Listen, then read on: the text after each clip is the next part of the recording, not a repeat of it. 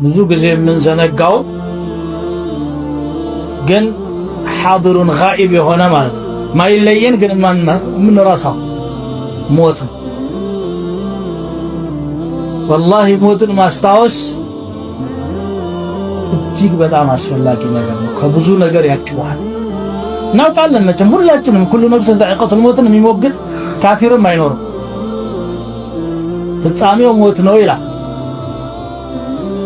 ነገር ግን ሞትን ለመቅደም የሚጠቀሙት ዘዴ ምንድነው? ቶሎ ብለህ ሞት ሳይቀድም ቶሎ ብለህ የዱንያን ጥቅም ተሻማም፣ ቶሎ ላይቀር ሞት ብላ ላይቀር ሞት ጠጣ።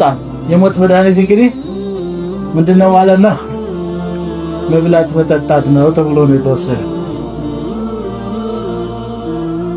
ነብዩ ሰለላሁ ዐለይሂ ወሰለም ግን የነገሩ ምንድነው? አክሲሩ ሚን ዚክሪ ሃዚሂ ለዛት አልመውት፣ ለዛ ቆራጩን ማስታወስ አዘውትሮ አብዙ። ፈኢነሁ ማ ካነ ፊ ቀሊልን ኢላ ከሰረሁ ወላ ፊ ከሲርን ኢላ ቀለለሁ ይላል። የሚገርመው አገላለጽ ይሄ ነው። ሞትን ማስታወስ ብዙ ነገር ይዘህ ከሆነ ትንሽ ያደርገዋል። ላብስ ብቻውን አንድ እንኳን ከደጋ ቀብር ማይሄድ ማይጠቅመኝ ምንድነው? ወደ አኸራ ማሳለፍ አለብኝ እንድትል ያረጋል ማለት ነው።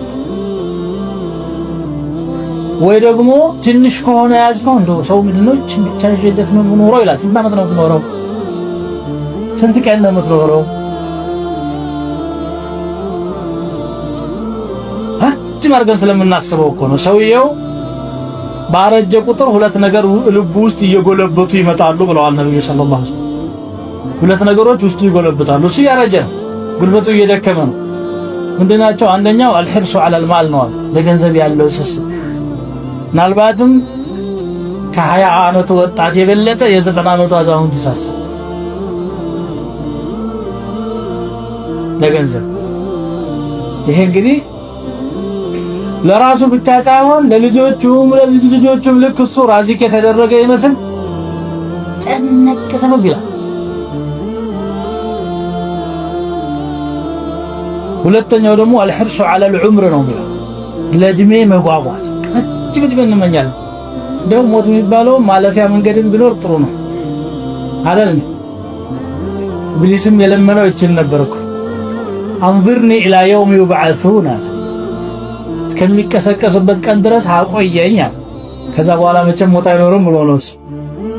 አይ ኢላ የውም ወቅተል ማዕሉም ነው፣ የታወቀ ገደብ አድርጌልሃለሁ እስከዛ ድረስ ትቆያለህ። በጣም እንሳሳለን፣ እንጓጓለን። ወኢነሁ ሊሑብል ኸይሪ ለሸዲድ ይላል። ሑብል ኸይር ማለት ሊሑብል ማል ማለት ለቁሳዊ ፍቅር የብርቱ ነው። ሰው ብርቱ የሆነበት ነገር ይሄ ነው። አለዛ ወኹሊቀል ኢንሳኑ ضعيفን ነው የሚለው። ሰው ደካማ ሆኖ ነው የተፈጠረው ይላል። እዚህ ላይ ግን ሸዲድ ይለዋል፣ ብርቱ። ስለዚህ ይሄን ማስታወስ ዱንያ ላይ ያለን ተዓልቅ በመጠኑ እንዲሆን ዱንያ ላይ እንቆያለን በሚል ሰበብ አላህ ጋር እንዳንጣላ ያግዘናል። አስሓቡል በላእን ደግሞ ማየት ያስፈልጋል። የተሞከሩ ሰዎች ገንዘብ አጣሁ ብለህ ስትጨነቅ ገንዘብ ኖሯቸው በበሽታ ሰበብ የማይጠቀሙ መኖራቸውን አስታውስ።